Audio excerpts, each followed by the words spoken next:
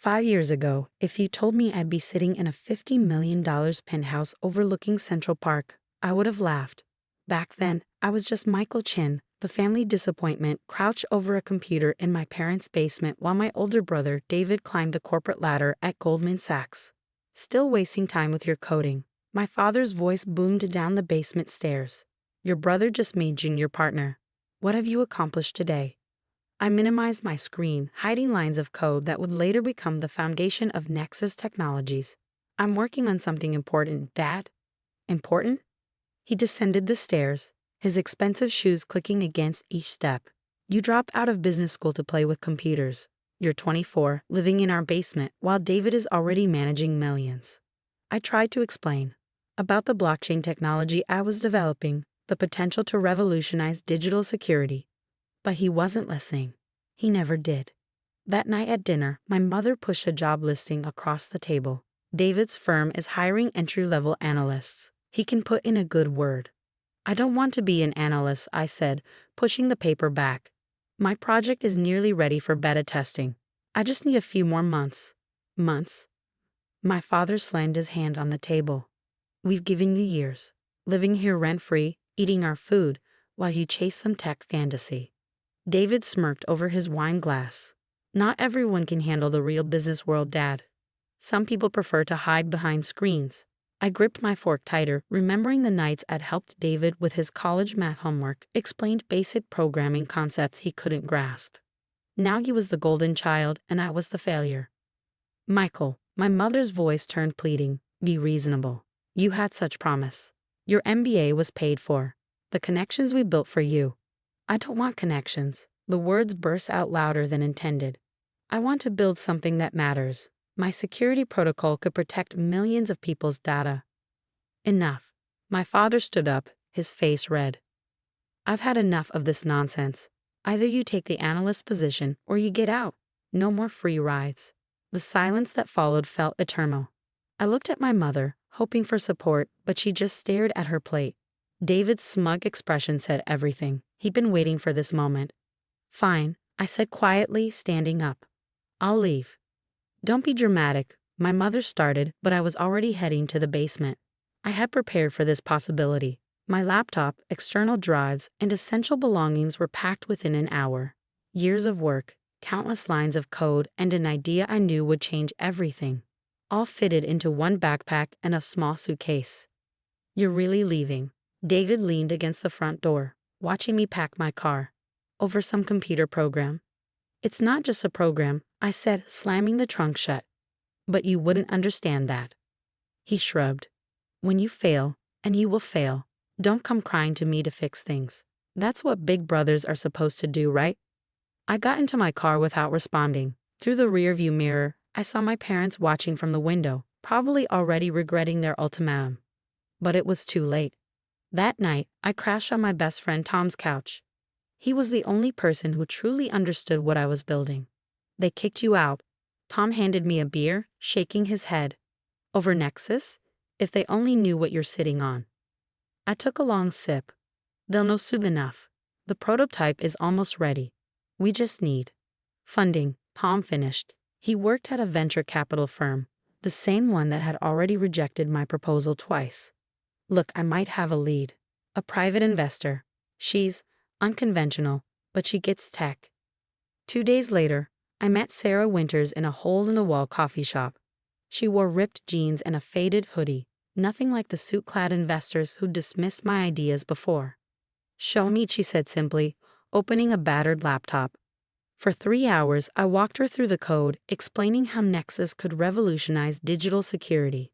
She asked sharp questions, spotted potential weaknesses I hadn't considered, and ultimately, I'm in, she said, closing her laptop. 5 million seed funding, 20% equity. I nearly choked on my cold coffee. 5 million. She smiled. I sold my first company for $2 billion last year. 5 million is pocket change if your code does what you say it can. Within a week, I had an office, a real office, not a basement.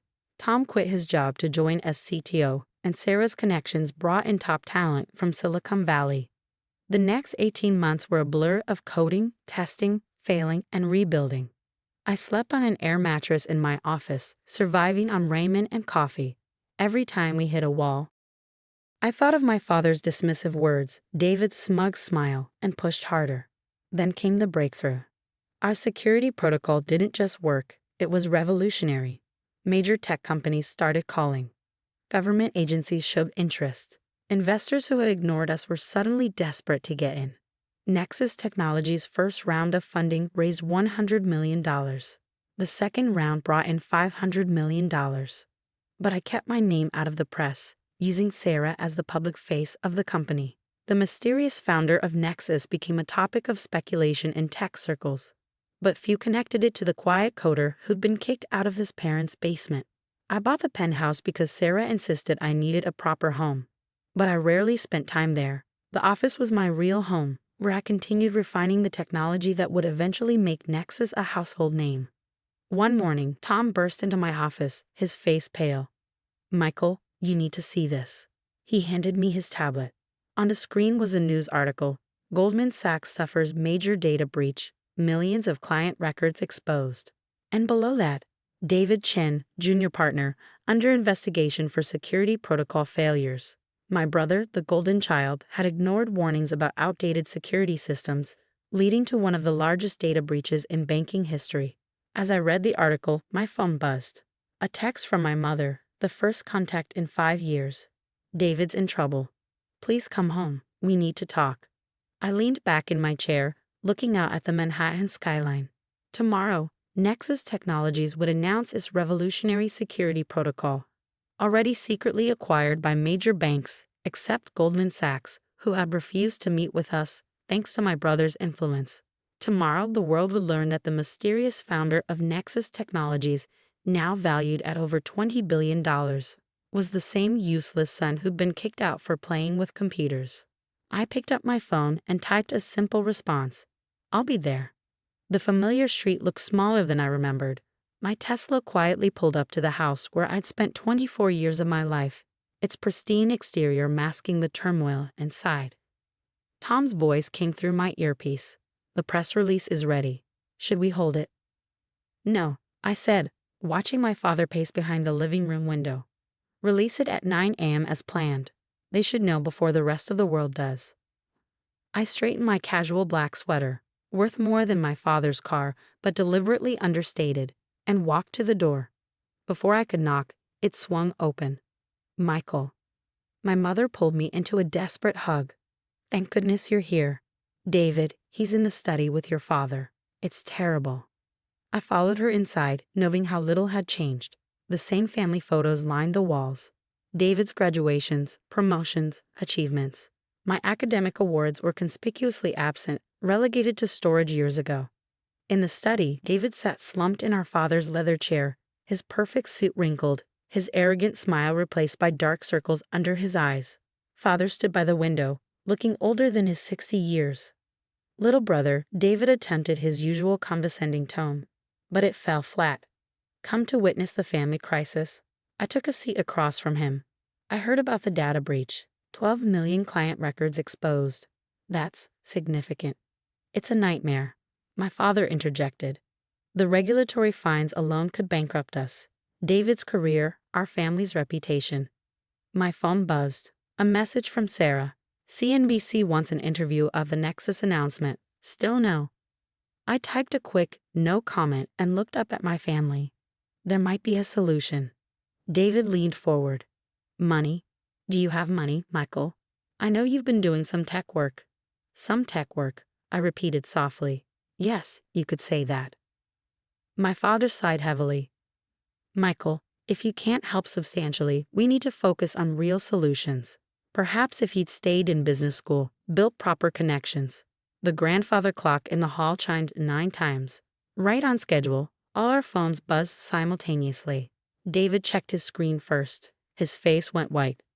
"Nexus Technologies REVEAO's FOUNDER ANNO UNC's Revolutionary Security Protocol." Michael CHEN.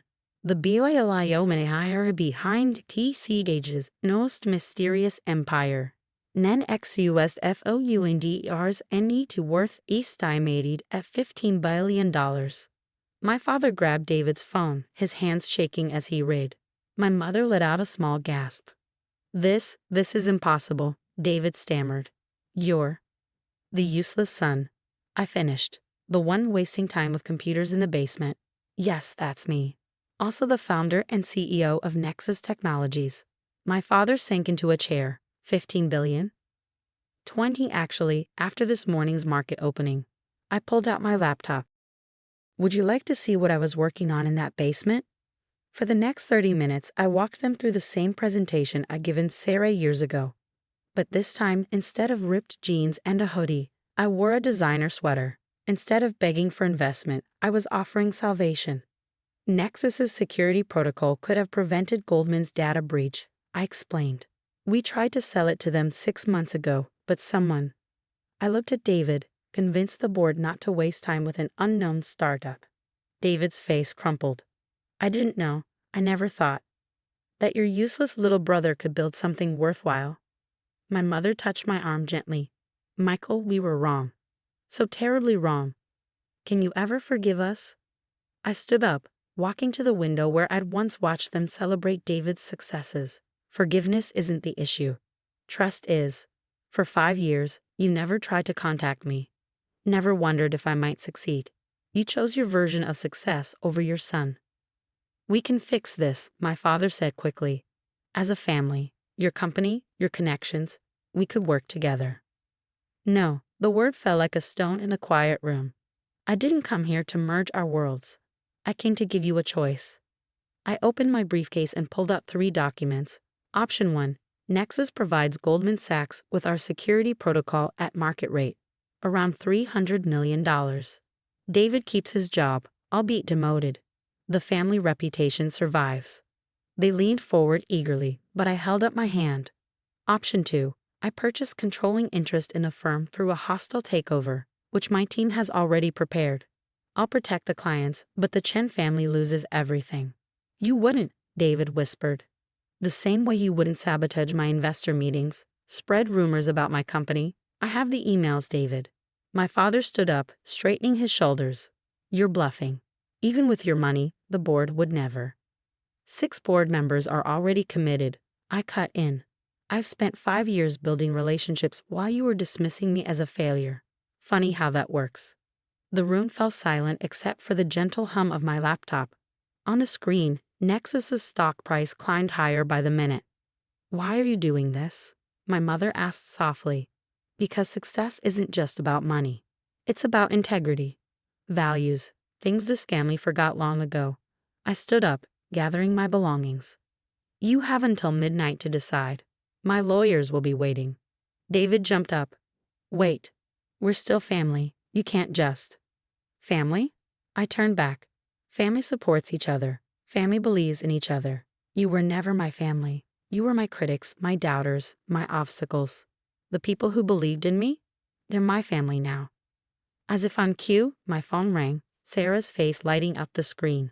The markets are going crazy. We need you back at the office. I'll be there soon. I looked at my blood relatives one last time. Midnight. Choose wisely. Walking out of that house felt different than it had 5 years ago. Back then, I'd been angry, hurt, desperate to prove myself. Now I felt only calm certainty. My phone buzzed again. A text from Tom. They're calling about the decision already. What should I tell them? I looked back at the house, remembering years of dismissal and doubt. Tell them the truth. The most powerful force in the world isn't money or technology. It's the determination of someone who refuses to be what others say they are. At midnight, their decision arrived by courier. They'd chosen option 1, survival over pride. Smart choice. The next morning, as I signed the contracts in my office overlooking Manhattan, Sarah brought me coffee in a familiar chipped mug. The same one I used in my parents' basement. Keeping this as a reminder? She asked. I smiled, running my finger over the crack. No, as a testament to everyone who believes they can't succeed because someone told them they're nothing. Sometimes the basement is just the beginning. Across the city, my parents watched their son on CNBC, explaining how Nexus Technologies would revolutionize digital security. My mother cried. My father stared in silence.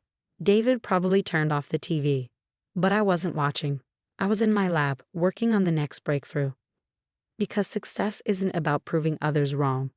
It's about proving yourself right, day after day, line of code by line of code, until your work speaks louder than any doubt ever could.